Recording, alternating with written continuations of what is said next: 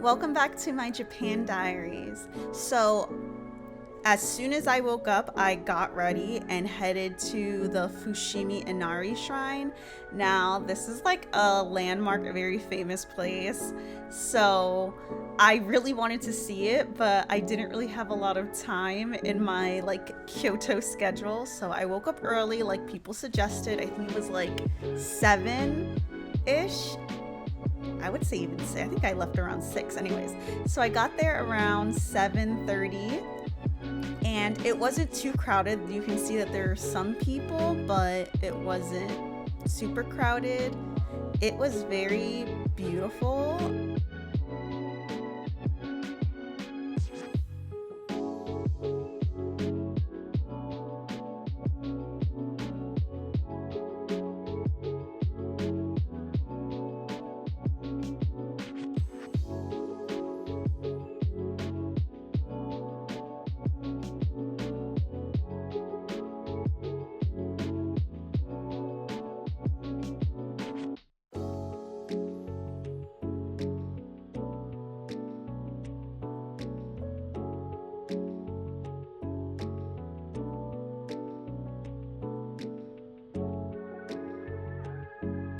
I did not do the whole thing because I had a reservation that same morning. Next time I might try to do the whole trek throughout the entire thing, but I had went to the part where they said turn back now if you don't want to be here for like 3 more hours, and I was like, this is all I needed. And it was cute. This is just leading up to that part, so I was super happy and excited with this.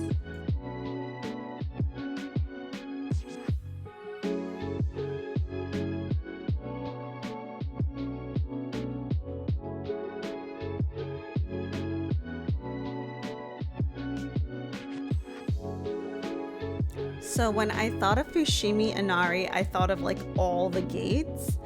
So when I got to this area, I was like pleasantly surprised. There was like some other things. There were a bunch of statues everywhere, but there is this really cool looking area with I think a lot of different shrines. Was this area also up like this hill that I almost fell and died? Yes, but it was worth it.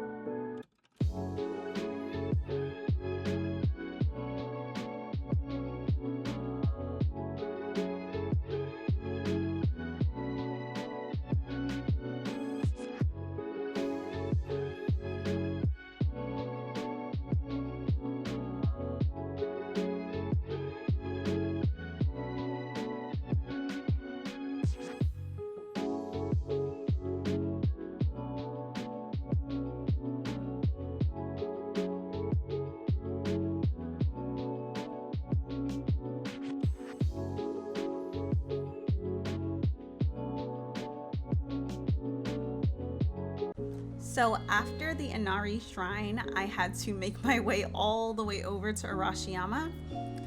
It was a little bit of a distance, but I just really appreciated walking around and like just soaking in the mundane of being in like a foreign country or a place I've never been.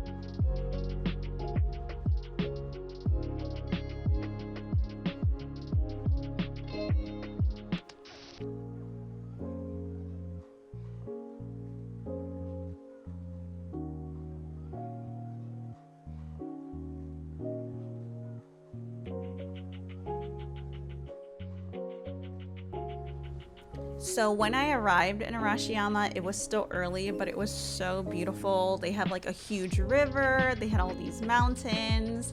It was very, very beautiful. So after a trek over a bridge, I had to hustle because I had a early reservation that I needed to catch.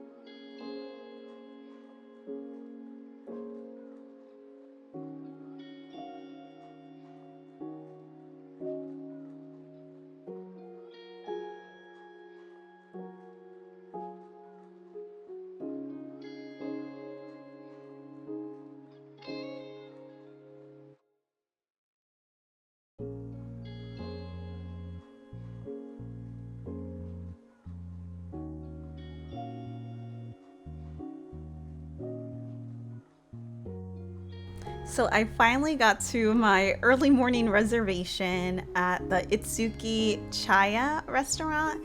And the reason why I had to go so early was so that I can get the riverside view. And look, it was so cute. I really enjoyed the food and I really wanted to experience this because they have like a pre-made set. So it's like 5 items. So it's like a 5-item tasting menu. And so there's some seasonal dishes that were supposed to be like a taste of Kyoto. So in the spring set, it had like a golden egg rice dish. They had like tempura, sea bream hot pot, another rice dish, hand rolls, and it was good. I really liked the experience. There wasn't anything that I thought was disgusting. It was really good, and I really enjoyed just tasting each little thing. And I definitely recommend this experience if you have the time.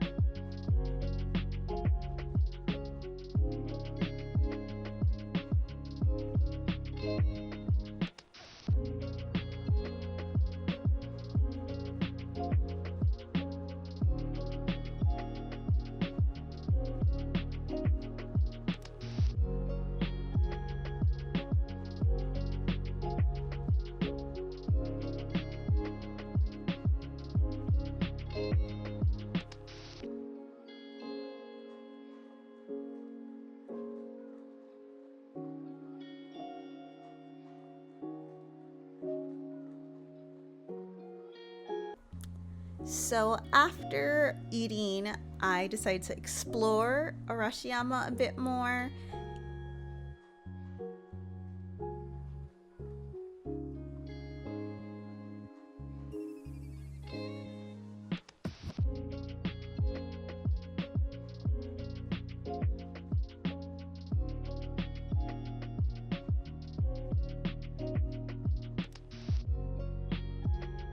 And I ended up taking a small boat ride, which was so much fun. The boat guy used like a giant stick and was guiding us around the river. And they even had like other boats selling snacks on the water. It was cute and short, and I opted for this instead of the Haguzawa boat experience because it was like much longer and kind of out of the way. So if you want like a in the middle, short and cute experience, I would definitely do this instead. So after that, I was hungry, so I ended up strolling into a cafe, and it was really cute. I do have to say, Japan does its big ones with its cafes. They are always very cute and aesthetic. I ended up getting these little cakes that are called financiers, and I low-key felt like I was in Yumerio Pastissier. If you know, you know.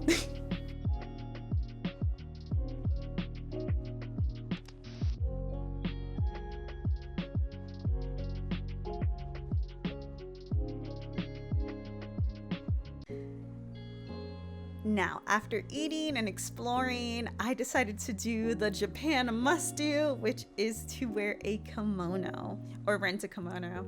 So I will preface this with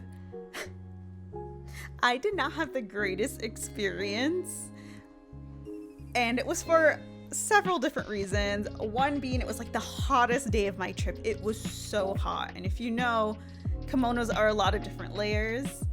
And two, my camera died, so I wasn't able to record myself in the kimono, so I only got some pictures. And then three, at the kimono shop, I got embarrassed, and it made me feel so insecure that the entire time I was in the kimono, I was like having the most uncomfortable time. And the reason being I got embarrassed was it was so stupid. It was just that they were all laughing at me. So like I had got the kimono on, and then they're like, oh, you can get like a hairstyle, and like so they handed me the paper, and given like I'm wearing like boho braids, so I knew they weren't going to be able to do it, so it was fine. But like they like gave it to me, and then one lady came over and touched my hair, and like I don't know what she said, it was in Japanese, and then they all started hysterically laughing, like all of them hysterically laughing. They all came, touched my hair. I knew it was a compliment, like I wasn't like offended that they were doing that. Like I was just embarrassed because they're all laughing, and I didn't know what the joke was, but I knew it was about me. So when I was in the kimono, I was able to visit the Miffy cafe, which was super cute, and I got a quick little snack, which was the Miffy bread. So I did also get to see my homie Rillakuma and visit their little store that they had. There was lots of different merch, and there was also this cute little ice cream cone that you get, so I had to get it. And without realizing it, I ended up at the Arashiyama bamboo forest, so I went in for like a few minutes. It was super crowded, but it was nice to look at. But not after long, I returned the kimono and went about my business.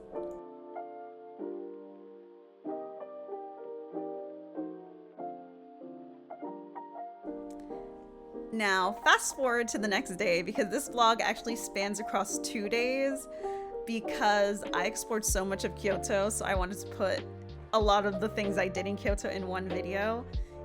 So initially I had planned to visit the Tenjuan Temple because I saw a really cute TikTok on it, but I ended up here, which I don't think was the same place, but it was fun to explore.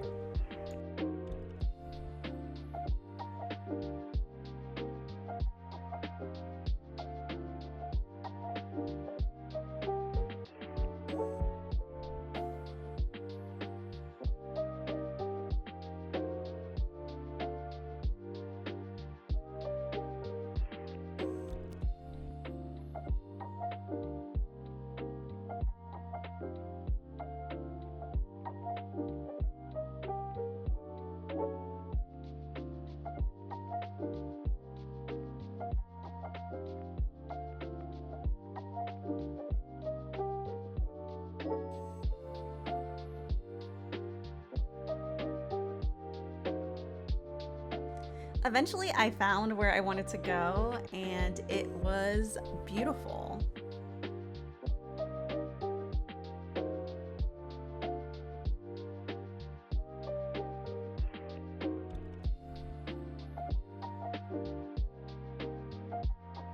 There's like this little trail that you can follow, so I recommend like dressing more comfortably.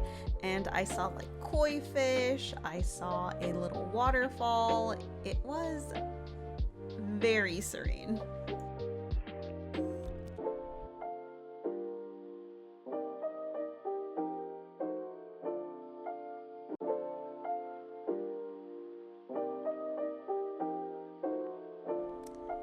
So I was really excited to go to this shrine. It's called the Okazaki Shrine, and it is, to sum it up, a bunny shrine, so it's like bunny themed.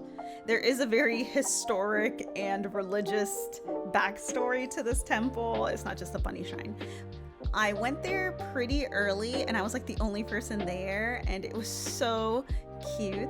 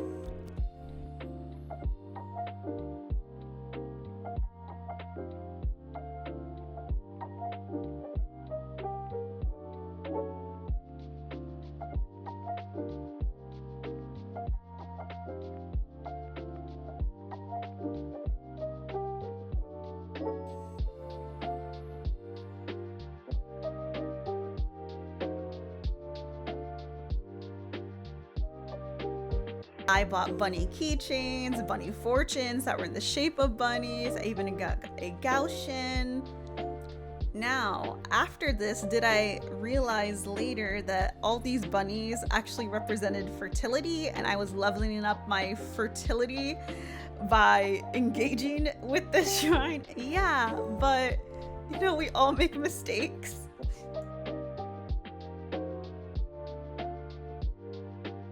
So for day 4 and 5, I totaled a total amount of steps of 45,001.